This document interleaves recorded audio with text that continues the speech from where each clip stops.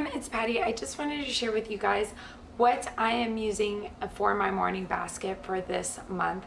I have definitely, last year I barely did morning basket except for like themed holidays. I really didn't do morning basket. I felt like I wanted to do all of these huge grand baskets and then it just got too hard to keep up with. So I definitely simplified the basket this year, and we will probably change it every couple months. I'll definitely change it for like the bigger seasons like fall time and Christmas time, but besides that I'm going to keep it pretty basic and pretty simple. So let me go ahead and show you what we are going to be using for the month of August. So something that we will always include in our morning basket is a read aloud. That is like one of my biggest things right now. So we are going to be using Pippi Longstocking right now. We just started it today and it was so cute. It's super cute and the kids thought it was really funny. So I'm really excited to read that.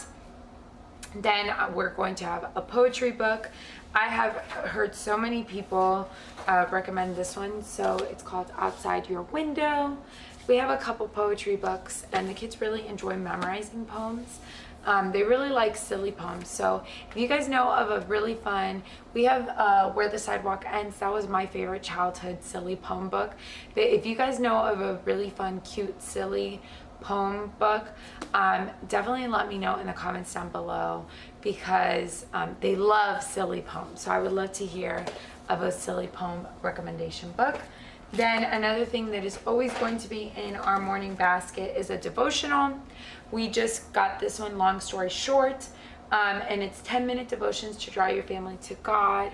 And I have a couple of things by this author and I really like him. I feel like he's a solid writer and I trust like what he would put in a devotional. So this was really good. And then we are doing a morning menu.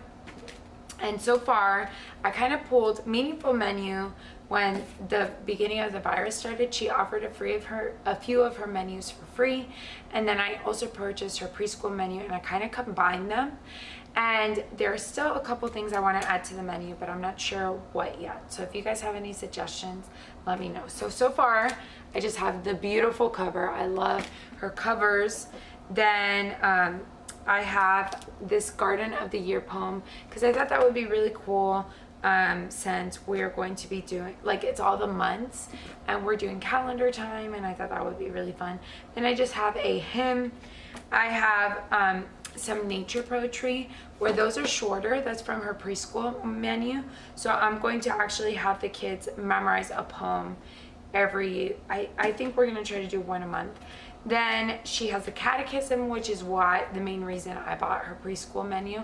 I really wanted the catechism, so we have that. And then she has a bunch of math games where you do one thing each day that is just like fun, like something with numbers or letters or different things like that. And I just thought it would be really fun on those days where the kids are like a little bit more hyper and need to get moving. I thought that would be fun. So I'm looking for 2 more activities. I think I want something along the lines of like memorizing like the continents and the oceans, and then memorizing maybe the presidents. I don't know, something where they're memorizing important facts that they should know. Let me know your suggestions in the description box, or in the comments down below, not the description box, in the comments down below. So I have our menus. Then I also have just letters for my son.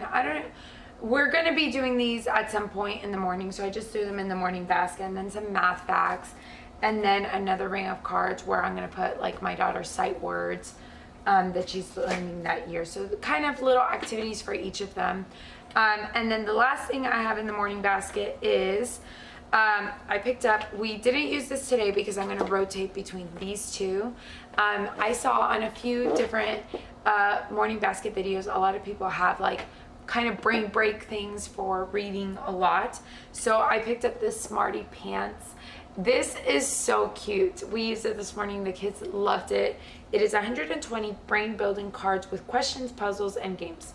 My oldest is going to 2nd grade, but she is on the younger side. So I do some 1st grade things still with her. and then everyone else is not in elementary school. So I went ahead and decided to get the grade 1, and I'm happy I did, because we pulled out, I'm sure some of them are more difficult, but the first one we pulled out, the younger kids were able to answer some of the questions as well. And then the last thing in my morning basket is this Canoodle Junior. A lot of people have recommended Canoodle, and it looks like so much fun. And so I think it's going to be one of those things where on certain mornings I'm going to just leave it set up for them and they have to solve it. So they're super excited about this. Like I said, we're not going to use both of these on the same day. I'll kind of rotate them. And that's going to be pretty much our morning basket all the time. So some memorization things, a read aloud, morning menu, poetry book, and like some sort of brain logic thing, and then flashcards for each of the kids. So that is pretty much it.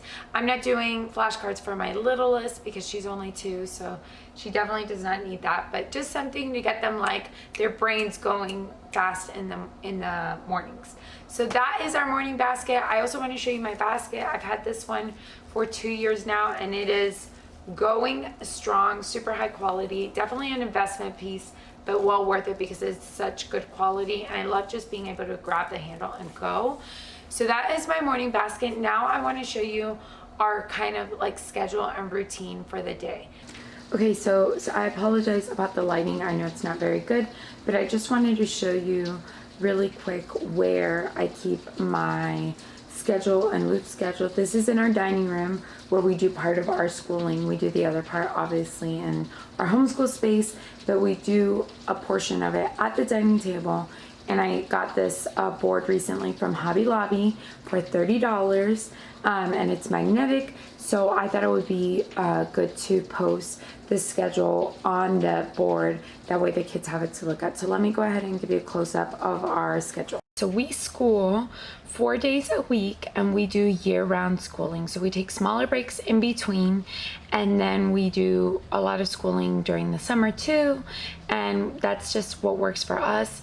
I find that the kids enjoy having things to do and more of a structured schedule, especially with how the world is right now. We took a short break and they were asking me every day when we were starting school back up. So I think they just like having things to do. So that is what has worked for us in the past, and that way, you know, on the days where we have a sick kid or a doctor's appointment, or we're just having an off day, or the baby was up all night, whatever it was, we can take the day off and I don't have to stress out about it. So I just find that easier. Originally, my daughter was going to be doing a co-op, but the co-op canceled because our area's numbers are higher than what they should be. So for now, it's going to be canceled. So originally, that was what we're going to be doing on our 5th day. I think sometimes we might just take the day off, and sometimes we might do like a game learning day. They really enjoy those, and do like board games and read alouds and principles that I have. Like I have a whole bunch of board game, learning games that we have printed out. So it'll be that type of thing for the time being, just because we really don't have anywhere we can be going right now. And since all of my kids are so little, like we could go to the beach in our area, but I'm just not that brave having 4 little kids.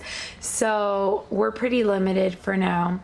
So I think until things get a little bit better, what we'll probably do is on our 5th day, do like a game day. And then once co-ops and everything opens back up, then we'll have more flexibility with that. That being said, this is our daily schedule. It's marked off from today.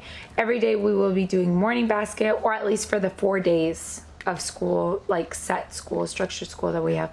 We'll be doing morning basket, we'll be doing math, we'll be doing all about reading, which is like our phonics reading curriculum. Explode the Code is also phonics, and then we'll be doing Bible every single day. So those are the things that we'll be doing at least a little bit a day. Then our loop schedule, my goal is to do 2 of these in a day. So Apologia is our science curriculum. Handwriting, we're doing Learning Without Tears. Writing is more like writing sentences. If you saw my curriculum video, I showed a couple things we're going to be using for that. So I would pick one of those things. I wouldn't do all the things. And then Beautiful Feet Books is our social studies curriculum. 5 in a Row is our language arts curriculum, which I'm combining with social studies, like they're going to be unit studies together. And then we have spelling. I also have Passport to Adventures, which I have not added here. What I'm thinking I'm actually going to do with the Passport to Adventures is when I am done, like rotate each month, do a read aloud, then when I'm done with that read aloud, switch it to Passport to Adventures. And Passport to Adventures is by the Waldock Way and their Magic Treehouse books. So I would, once I'm done with a read aloud, then for that month I'll switch it and do a Magic Treehouse book that goes along with Beautiful Feet Books and 5 in a Row unit studies, and I'll throw that in our morning basket. So I think I'm going to be doing that instead, just because I feel like those books are more enjoyable. Since it's a chapter book, I want to be reading it every day, not doing it on a loop schedule. So essentially what I would do with this is we would pick 2 of these, and then once we do 2, let's say one day we do apologia and spelling, I would take them off. I have the kids take these off because I feel like it's satisfying for them to be able to see the work they're accomplishing each day. Then the next day we decide to do handwriting and Beautiful Feet, and then we do writing and 5 in a Row the next day, and then we can throw everything back in. That way I can make sure we are getting through each subject in a week. The goal would be 1 to 2 times a week at least. So Apologia and Beautiful Feet book, my goal is to do each of these twice a week, and then the other 2 1 to 2 times a week. So that's a look at our schedule and kind of our routine.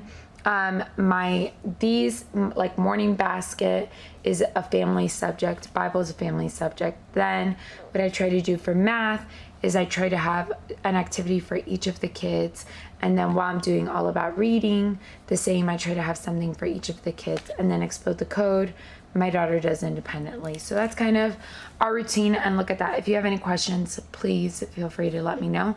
Also, I created these, I linked it in another video, but I will also link it in this. This is a classroom pack that I ordered off of Teachers Pay Teachers, and this was not meant to be like a schedule. These are meant to be, I think, like binder covers or something like that. And I just created it with a schedule because she makes these all where you can edit them. So I thought this would be perfect for a schedule, and then I just attach Velcro. That way we can change it out. So if you guys enjoyed that video and you found all of this information helpful, let me know what you guys do. How many days a week do you do school? Do you do year-round schooling? How does that look for you guys? And also let me know what are your must-haves in your morning basket. Thank you guys so much for watching, and I'll see you in the next video. Bye.